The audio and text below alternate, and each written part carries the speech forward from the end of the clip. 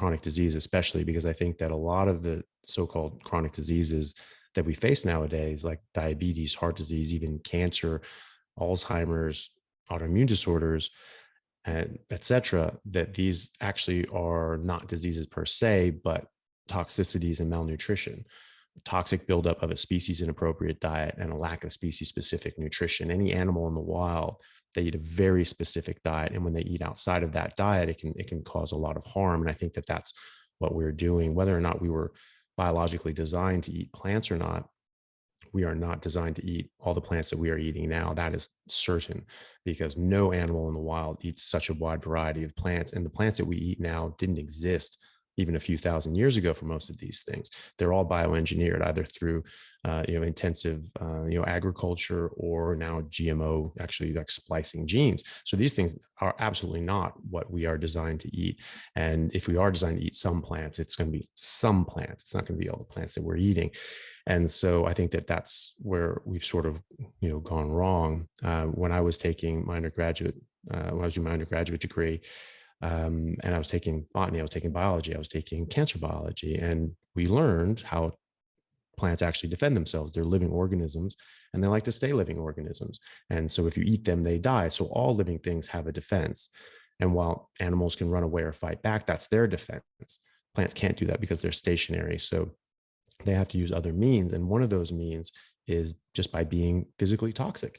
And so they're going to be toxic to animals and insects that eat them. And in fact, when they start getting eaten by something, they send out signals like, okay, I'm getting eaten by something. They start making more toxins. Or like a fungus, they got fungal infection, they'll start making a toxin that will damage that fungus. This is why if you have produce and it's like, oh, it has a bad spot on it, what does that mean? I remember hearing that from my mom. Oh, you shouldn't eat that. It's not good anymore. Well, why is it not good anymore? Is it because of the fungus? Because you can cut that part out.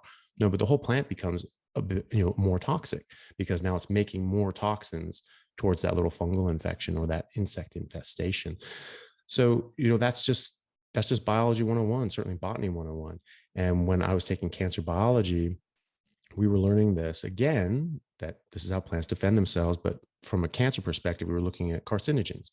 And we've learned that 22 years ago when I was taking this, that Brussels sprouts alone had over 136 known human carcinogens in them, that mushrooms had over 100, and spinach, kale, lettuce, celery, cabbage, cucumber, broccoli, every plant in the produce aisle, they all had 60, 80, over 100 known human carcinogens each. And they're quite abundant. We know from the 1980s that there's actually 10,000 times more naturally occurring pesticides in the plants that we eat than the pesticides we spray on them by weight. And that the naturally occurring ones are up to 500 times more carcinogenic than the pesticides, the industrial pesticides we spray on them. So the idea that, oh, if you just eat organic, it's really the pesticides that's the problem. It's not actually. It's actually the plant itself. And certainly the pesticides don't help. Pesticides are poison on purpose. That's the whole point. They're helping the plant stop from being eaten. They stop even more insects from eating that plant. But the plant can do it itself. That's how it survives in nature. And we know this intuitively by the fact that if you get lost in the woods, you can't just eat any random plant, right? Most plants will make you very sick or even kill you. What does that mean? That means the plants are poisonous. That's what they're producing. So this is as true as spinach as it is of hemlock. It's just that we have defenses against the poisons in spinach. We don't really have defenses to hemlock. And so hemlock will kill us within a couple of minutes. But, spinach will just make us, just less, it's just less optimal. We have a lot of defenses. We can break down a lot of things, but we do have to break those things down. They do cause a bit of harm to us, and they certainly aren't as nutritious as meat. So I think that all of these things piled onto each other can just cause ill health. And I think that's what we're seeing today in modern medicine.